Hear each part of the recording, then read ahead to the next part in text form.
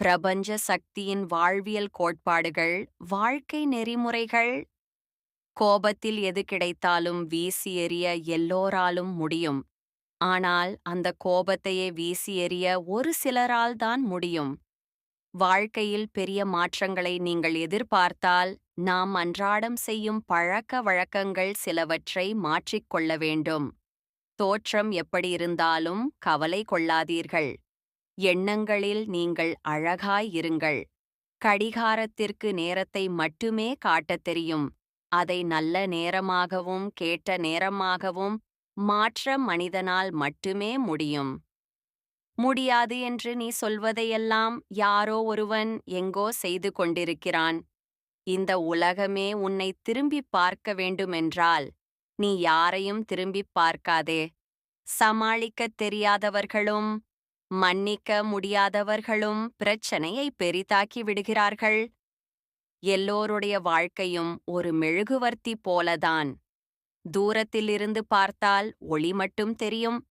அருகில் சென்று பாருங்கள், அவர்கள் உருகி கண்ணீர் வடிப்பது தெரியும்.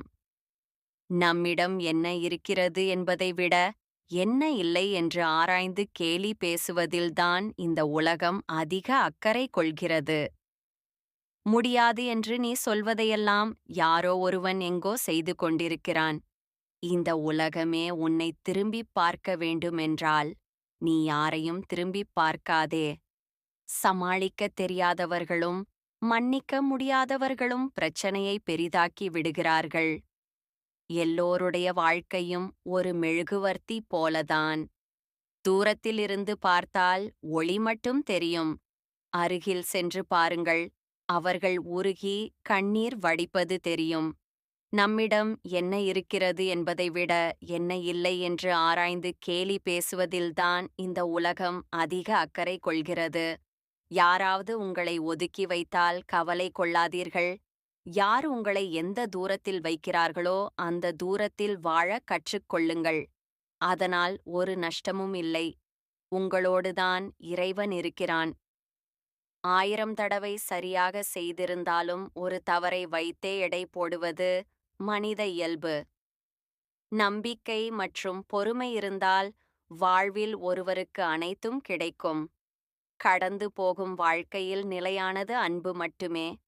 என்றும் அன்பின் பாதையில் செல்லுங்கள். அதுவே உங்களை இறைவனிடம் சேர்க்கும். இறைவன் நமக்கு செல்வத்தை கொடுக்கவில்லையே என்று கவலைப்படாதீர்கள். நமக்கு உயிர் என்னும் பெரிய செல்வத்தை கொடுத்திருக்கிறான். அதைக் கொண்டு எதையும் சாதிக்கலாம். சில மோசமான நாட்களை போராடி கடந்தால்தான் பல சிறந்த நாட்களை காண முடியும். யார் நமக்கு என்ன செய்தார்கள் என்று நினைப்பதை விட நம்மால் யாருக்கு என்ன செய்ய முடியும் என்று நினையுங்கள்.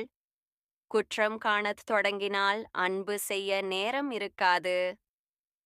உங்களின் திறமையை பலர் கர்வமாக கூட நினைக்கலாம். மாற்றிக்கொள்ள வேண்டியது அவர்களின் பார்வையைத் தானே தவிர உங்கள் திறமையை அல்ல.